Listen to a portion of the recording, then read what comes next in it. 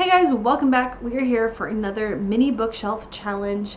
This is a series that I have been doing. There should be, eventually, when this video gets edited, there should be a playlist for all of these videos that you can go check out. I don't want to waste a whole lot of time with a long introduction of why I'm doing this, all that kind of stuff. I just want to jump right on into it for this episode. So in the last 6 episodes, we took care of this entire corner, and so now we're moving on down the room, and I'm going to show you this shelf. So we have little mini bookcase right here from top to bottom. And that's going to be in this episode. On the top, I kind of think of this as like my Frankenstein shelf a little bit. It deviates a little bit, okay? This is a copy of Sleepy Hollow and Other Short Stories by Washington Irving. Then we have a Frankenstein retelling. It is Angelica Frankenstein Makes Her Match. This author also wrote The Hating Game. This is supposed to be a historical rom-com that imagines Victor Frankenstein's sheltered younger sister, Angelica, and her attempts to create the perfect man. And that just sounds so incredibly funny. I had to have this book. Pride and Prejudice and Zombies. And the sad thing is this is not even my only copy of this book, to which I still have not read. I have another copy of like a black one, but I loved this book. It looks so like an old book and everything, you know? So I wanted that one for like a display book. Then I have this copy of Frankenstein. There was an artist that did this cover. I think there is cover design by Renata Krasaki. This was an Owl Crate edition book. The kind of irritating thing about this is I don't actually need any more copies of Frankenstein, because I just really don't. Although I'm pleased that I have this copy now, it is a beautiful cover, but they were supposed to send a different book, and this was kind of like, oh shit, we don't have that book here, we'll give them this one. And it was just kind of like, you know, cheap shot kind of thing, you know what I'm saying? So that and many other reasons are why I do not subscribe to any subscription boxes anymore, because that is irritating when you spend a lot of money for them. Anyways, but I have that edition. Then we have this one, Monsters, Mary Shelley and the Curse of Frankenstein, the Monsters, by Dorothy and Thomas Hobler. This is about Mary Shelley's life, so this is like nonfiction and stuff. I actually already saw the movie too, so I'll be honest, I really don't know that I would sit and read this book, because I am very familiar with her life and her story, and I watched the movie, but I still have this whole dedicated shelf for Frankenstein stuff, so I'll probably just stay. Then we have this edition of Frankenstein. This is the edition that I read when I read Frankenstein. It is a gorgeous, you are my creator, but I am your master, obey. And it also, I think I showed you, it has sprayed edges. The Dark Descent of Elizabeth Frankenstein. I love this book. It is so freaking good. It blows me away. Truly, you gotta read this one, especially if you're not a big fan of classics, because the language is challenging. I did notice that when I read the original Frankenstein, I definitely struggled a lot with the language. But yeah, anyways, this is really good. Then I have this one, Mary's Monster, and this is just a beautiful illustrated novel. All these really cool pictures, very short, like poetic things. This is how far I made it, so I didn't actually finish it. I started it though. But yeah. Timely and terrifying, Mary's Monster reviews the origin story too seldom told. Mary Shelley lives again in this arresting hybrid of a graphic novel and verse. Then I have this gorgeous edition all about Edgar Allan Poe and his life.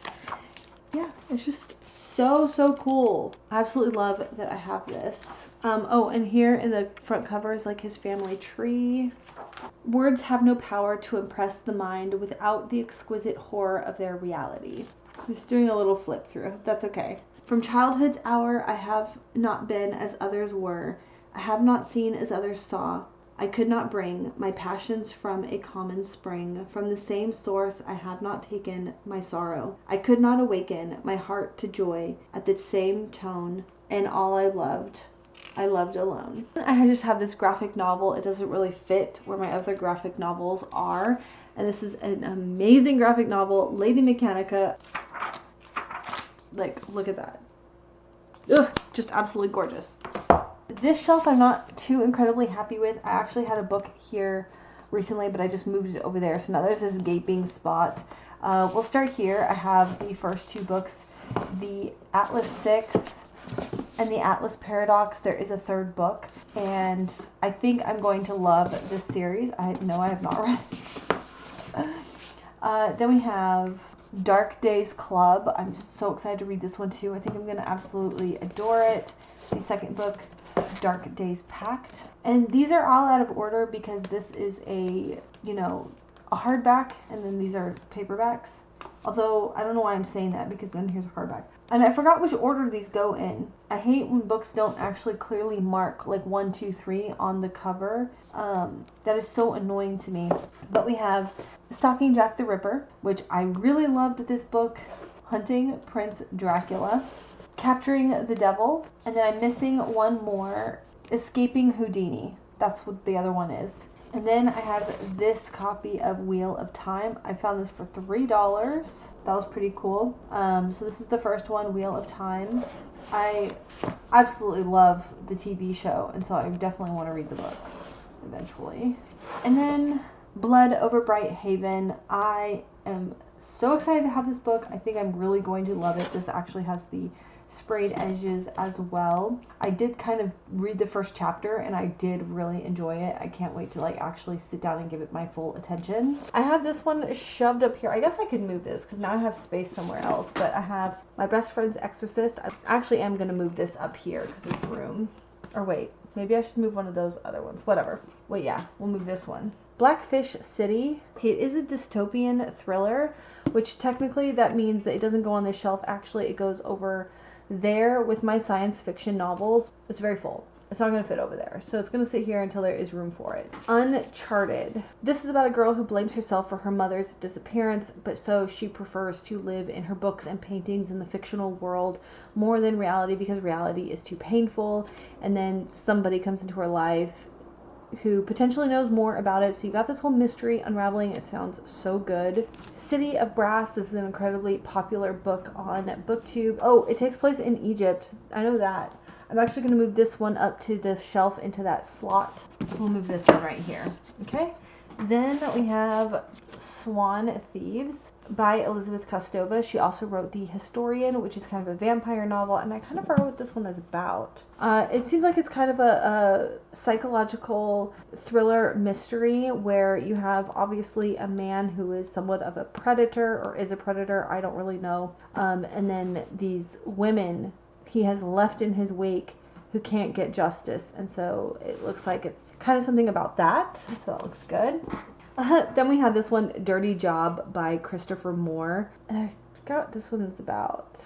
Okay, so this is about a man who has this really ordinary life. He's expecting a child, and suddenly people start dropping dead around him, so he winds up getting the job of death, or like a Grim Reaper. So, alright, we have these two books, Gideon the Ninth and Nona the Ninth.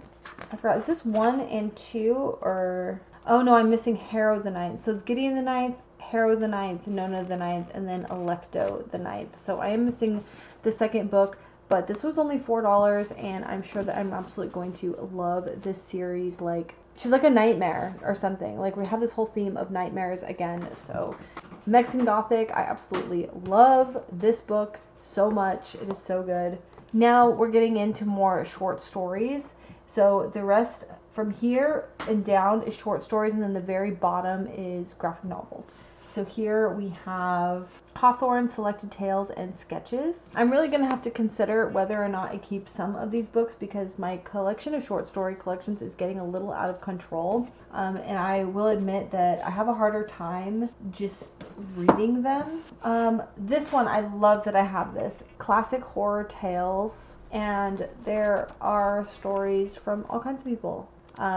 Henry James, Arthur Conan Doyle, Bram Stoker. Bram Stoker is mostly known for Dracula, but he does have quite a lot of other short story works and things too. So Okay, the Thomas Mann Reader. This is kind of an old book, but I did end up keeping it because of, like, I don't know, it looks like old and stuff. So, oh my gosh, I have a copy of Magic Mountain in here. I know this book club I follow is reading this, but I don't think there's no way that this can be the whole novel, because Magic Mountain is supposed to be like really, really long. So I'm gonna set that aside. Hey, look, I have more space. I'm actually thinking I might unhaul this one as well. I mean, it is pretty beat up and stuff like that.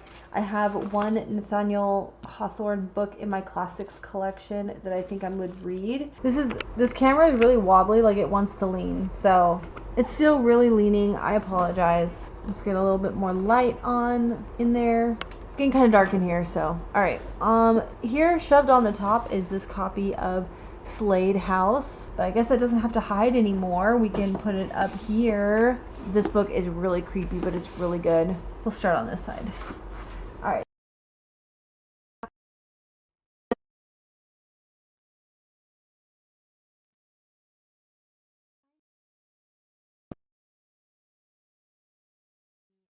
The Night in Question, Tobias Wolff. Wonderful collection. Stories seize the imagination.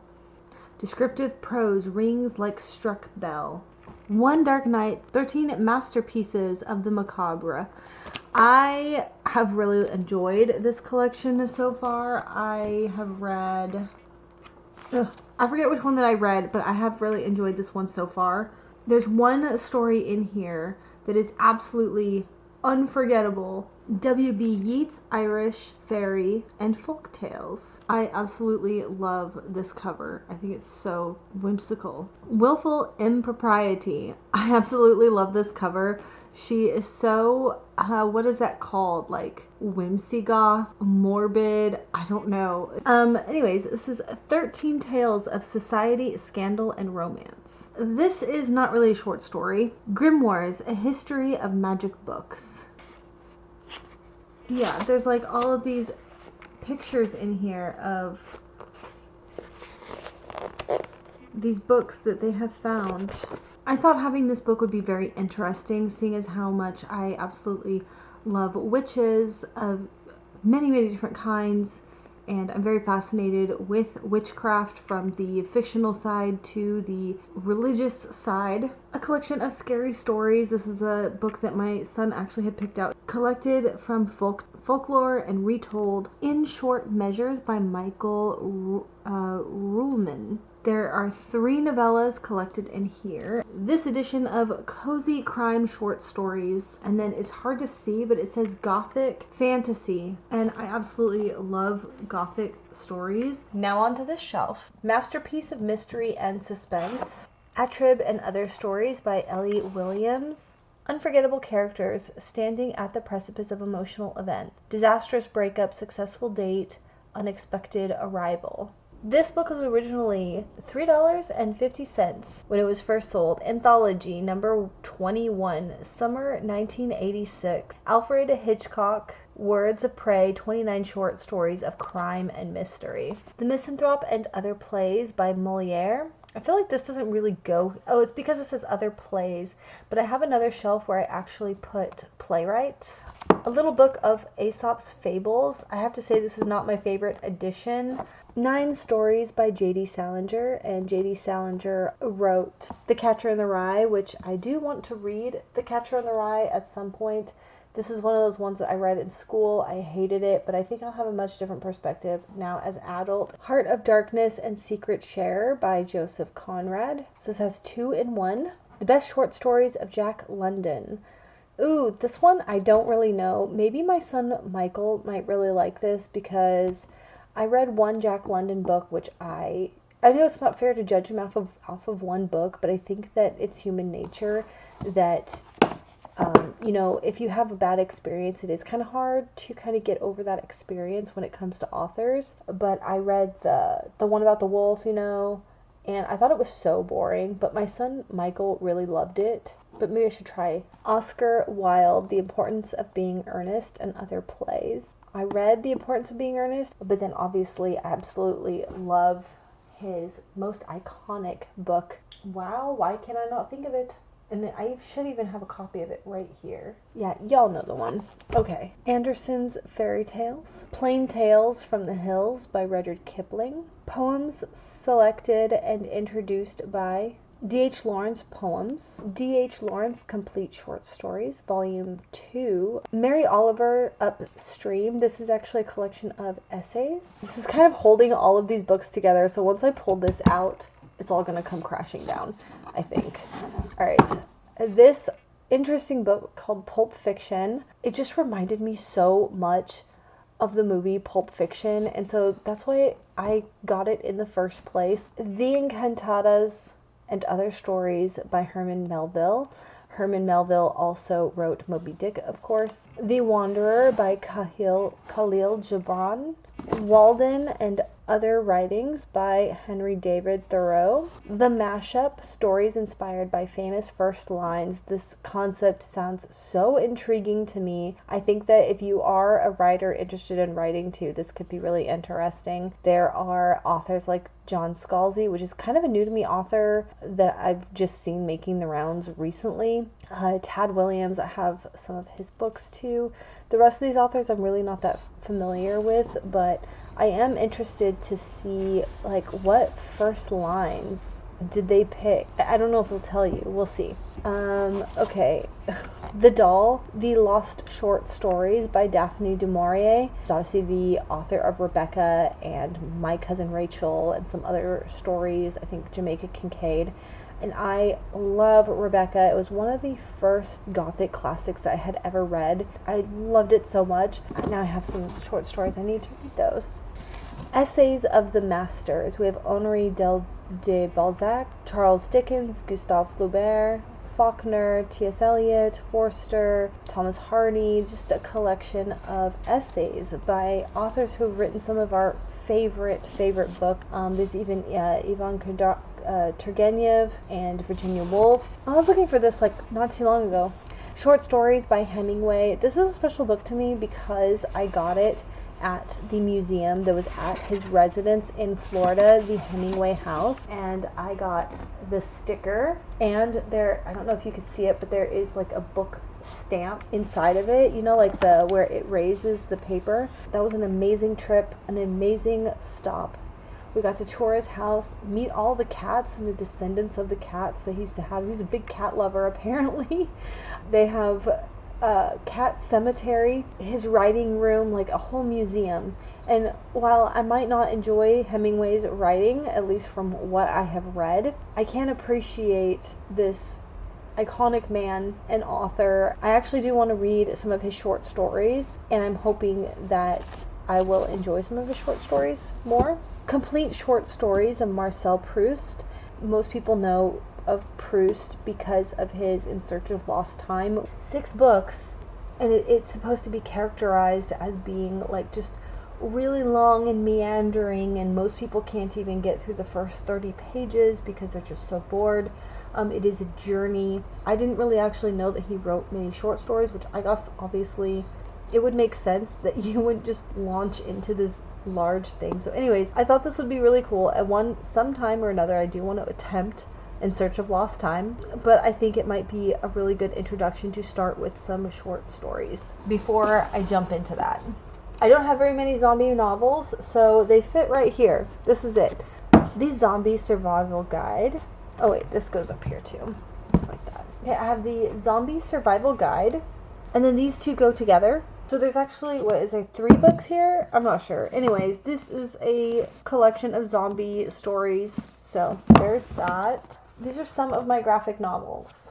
Arise Ye Skeleton King. It's so small, but I am obsessed with it. It is so cute. I actually found it like at thrift stores. I have to look and see if there aren't more of these little guys. It's called Together. And this one, I think I found it at Dollar Tree or something. But the illustrations, like, I absolutely love pen and ink art.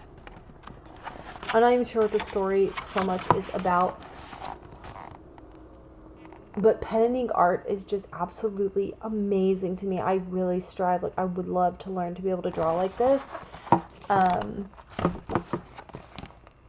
But yeah, Obviously, I think it is supposed to be like a really touching story like this. And then we have this one, The Strange Ones. I don't know why I haven't read this one yet. It looks so good. It's like the story of friendship, and like the illustrations are amazing. Spot on. Misfit City. This is really cute. I love the illustration style as well. This one too is only 50 cents. Gothic classics in graphic novel. You have different stories, different Gothic stories that have been illustrated in here. Frey. These are stories of the other vampire slayers.